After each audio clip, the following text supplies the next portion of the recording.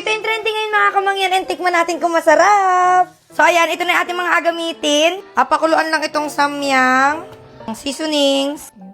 Sarap. Yan. Wow.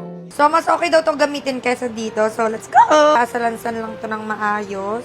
Ayan, lettuce, samyang, and itong cheese. Natin to iro-roll. Iro-roll. Okay. Yes! Finally! Puting asin. At saka paminta. Yan, ahintayin na lang na maluto yan dyan.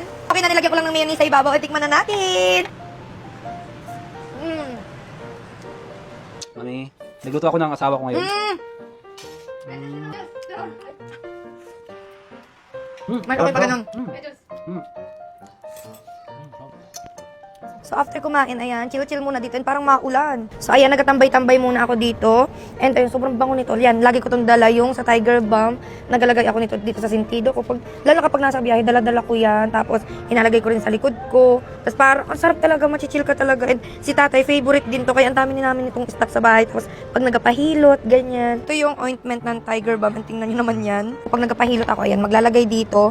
Tapos, igaganyan yan. Tapos, yan, ang dali ng hilutin na parang natatanggal lahat ng mga lamig-lamig sa katawan. Ala! So, ayun, dahil dito parang na akong inaantok talaga. So, mag-chill-chill muna ako. Bye!